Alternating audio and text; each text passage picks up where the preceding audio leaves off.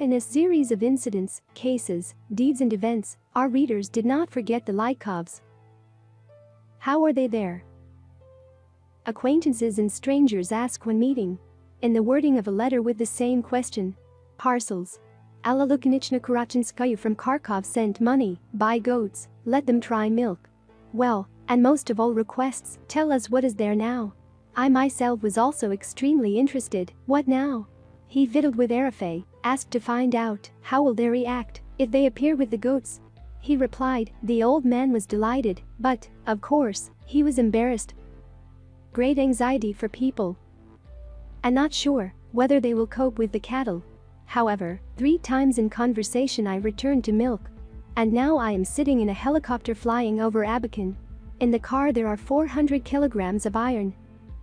Locks for boring machines, as passengers. Me, the goat Stepka and the young goat Muska, who is greatly suffering in flight. I bought goats the day before at a forest cordon 30 kilometers from Abaza. The hostess said, Lykov. Choose. I chose a seasoned one, with Stepan's Chuba in his forelock, and Muska, round, on demolitions. Muska on the same day, resolved as a kid. After giving him milk, they sent him to the cordon. Muska, surrounding her with all the care, was given a day to rest. And here is the journey. Stepan with dull curiosity looks out of the window at the passing snowy peaks of the hills. Muska has no time for beauty. The shaking and the hide exhaust it. It lies in a layer. The flight seems to be long because of this. But now we sit down at the village of geologists. Among the greeters, Arafay, indeed, goats. We unload the iron, and, having taken on board Arafay, we take off. From geologists to the flat bog on the mountain, a 4-minute flight. They hung up. Duffel bags fly into the marsh grass, we pass goats from hand to hand. A bear recently walked along the familiar path to the dwelling. Footprints and droppings. The goats are torn. We are not leading, but dragging them along the path. A special problem is the passage on logs across streams. Arafay decides everything simply, he takes the goats in an armful, and, like a circus bear, walks over the stream. We do not decide to give an unusual gift right away. We tie the goats to a bird cherry bush at the edge of the garden, and appear at the hut at the moment when Agafya is getting fire for the fire with a Kresil. Tyatenka, Arafy and Vasily Mikhailovich. She shouts at the open door of the hut. And now both, joyful and a little confused, stand at the doorstep.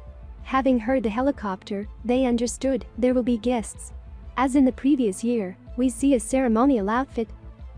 Rubber boots on both, a blue shirt on an old man, on Agafya a baggy semblance of his sundress. A red handkerchief donated by someone is stretched on a pole in front of the hut. Agafya, you've become a fashionista. It turned out that the bear was scared away with a red kerchief. He wanders here all the time. Yesterday I appeared in a clearing there. Well, I would rather stick into iron. Gone. Karp Osipovich showed how he poked, hit the iron. And we sat down to exchange the first news.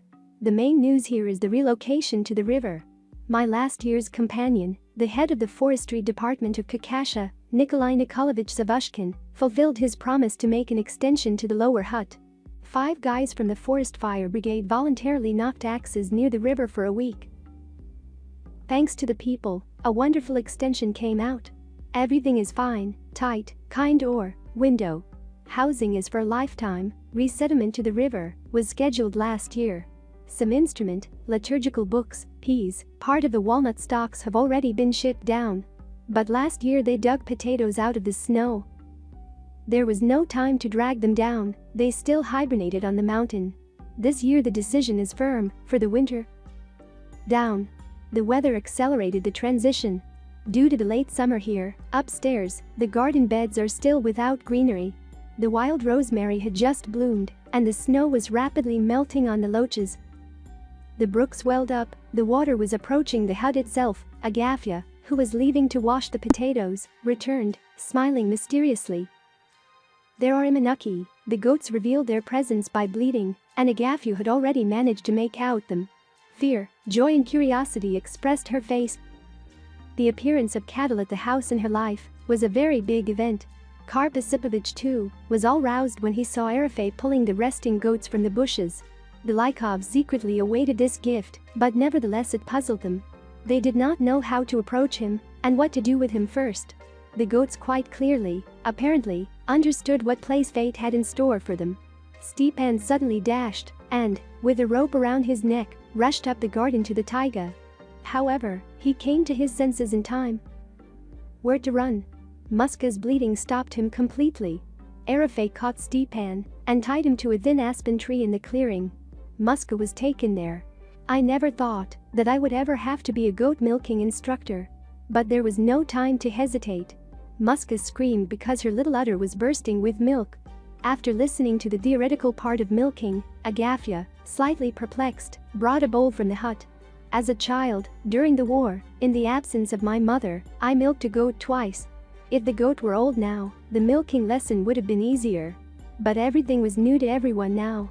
Karp Osipovich, whom I asked to hold the goat by the horns, sat down from excitement. I sat down with the dishes near the udder. Muska, not knowing what they were planning to do with her, kicked, butted, managed to push Agafya sideways. Still, milk streams splashed into the bowl. Muska, realizing that the operation was bringing her relief, calmed down a little. Come on. I handed the bowl to Agafya. She got down to business as it should, but with excitement pulled goat hair along with her nipples. Muska again worked furiously with hooves and horns. The quick Erifei came running with scissors. They shaved off the wool near the udder, and things gradually improved. 3 glasses of milk were milked. Explaining that the goat would have to be milked twice a day, I showed Agafya how milk is fed. And she was convinced that it was necessary to do this. Then, after catching our breath, sitting on stumps near the hut, we all proceeded to discuss the strategy of cattle breeding, how to feed the goats, where to put them at night, how to protect the garden from them, how much feed is needed for the winter. More bears. Karp Osipovich sighed. And Erifei and I realized that we had brought new unfamiliar troubles to the Lykovs. It would be good to show right away that everything pays off, that milk is delicious food, gives health and strength. But milk could not yet be eaten. Colostrum. In 3 or 4 days it will do, but for now let's give the cats a try. You should have seen the eagerness with which the emaciated cats on a potato diet rushed to milk. They licked the aluminum bowl dry and rushed to gnaw on a piece of gauze lying on the wood, through which the milk was filtered.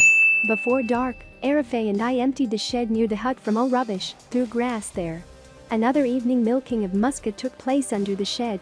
I said to Karp Osipovich, if it becomes too troublesome, you will kill him, there will be meat for the winter. The old man nodded gratefully, eater, eater. I ask you to share these videos in your social networks, using the buttons under the video and subscribe to the channel.